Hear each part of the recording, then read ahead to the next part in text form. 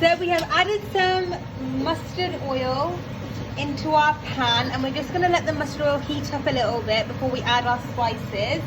And for these ayurvedic samosa, you need to use a lot of the ayurvedic spices, and that makes it more digestible and easier for our body to handle, it also makes it a lot more tastier when you add all these authentic Indian herbs and spices. We're just going to wait for it to heat up a little bit, then we'll add our jeera, coriander and our mustard seeds. Okay, so you're going to add 1 spoon of cumin seeds, and you don't want the oil to be too hot, just around the right temperature, and then we'll add the rest in after. Okay, now that you can hear it sizzle, add some coriander seeds and then add some mustard seeds also, and you're going to wait for it to crackle a little bit more before we add our onions and our spices like garam masala, turmeric and some chili. Okay, now we're adding 1 onion, and you're going to saute the onions until they go golden brown. Okay, so now add your salt, 1 teaspoon. Add some garam masala and then some turmeric. Not as much turmeric, around 1/4 teaspoon, and then keep sauteing the onions. Okay, so now we're going to add some green chilies, peas and some coriander that we've frozen just to keep it fresh. We're going to add all of it in and keep sauteing it, and then we'll add our boiled potatoes.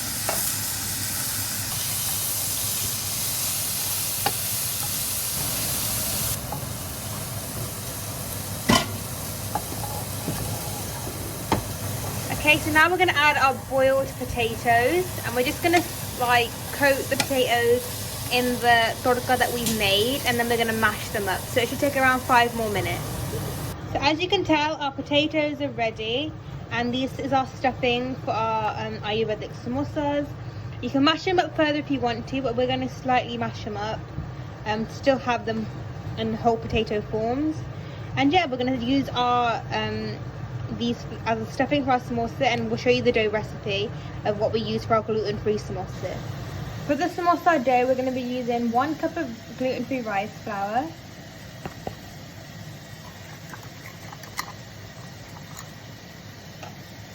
and a little bit of gluten-free plain flour. As you can tell, we're using more rice flour because rice flour allows for the dough to form and not break when we're making the samosa. Adding around 1 tablespoon of arrowroot flour, and that's like a starch that allows for the samosa dough to stay in shape and to not break also. Adding a 1/4 teaspoon of baking powder and a 1/4 teaspoon of ajwain. This makes the samosa dough have a really nice flavour, and it helps also with digestion. Add a little sprinkle of salt, and then a little bit of xanthan gum, which is necessary for all gluten-free baking. And we're going to knead this with some oil and some hot water. We always knead our dough for gluten-free baking or rotiyan with hot water, because that allows our dough to form nicely and not crack. So you can start off by mixing it with a spoon to allow it all to combine, and then knead off with your hands. Okay, so we're going to knead, we formed a ball now, and we're going to add a little bit of oil to our hands and knead.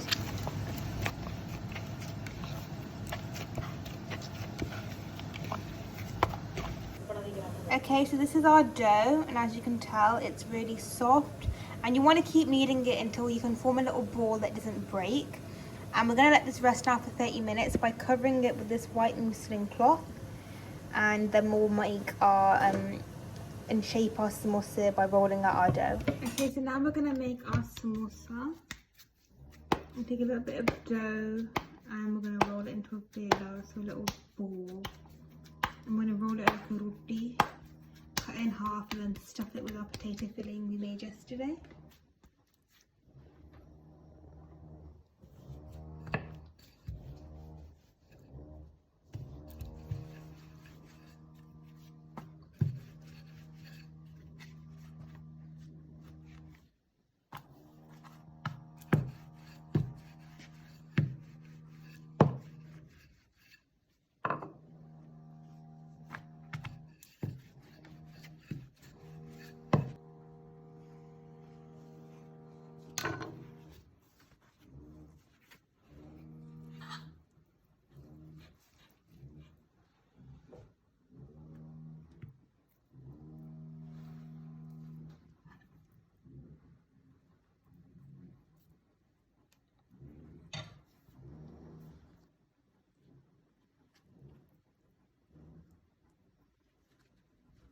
As you can tell, we've stuffed the samosa. I'm now carefully folding it and giving it the samosa shape. And the good thing about our dough is that it hasn't broken and it's kept its shape whilst we're making the shape of the samosa.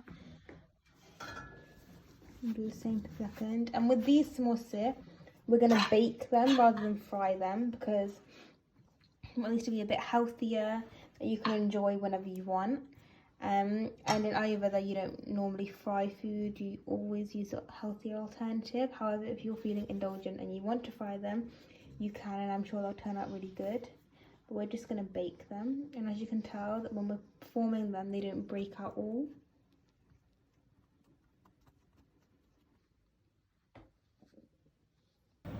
Okay, and the last step before we put these into bake is to brush a little bit of oil on them so that they can get crispy. You can do it with butter if you want to, but we're just going to use oil. And after brushing them with the oil, we're going to put them in the oven to bake for around 30 to 45 minutes. So our samosa are ready now, and these are the kind that after baking them.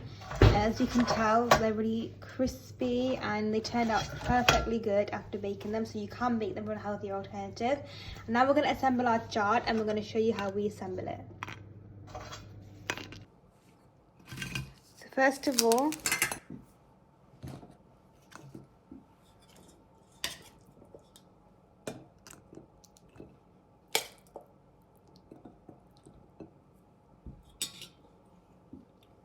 now we're going to add, after adding our shortlist, some homemade imli chutney and some spicy mint and coriander chutney, and then some sweet dahi, so it's sweet yogurt,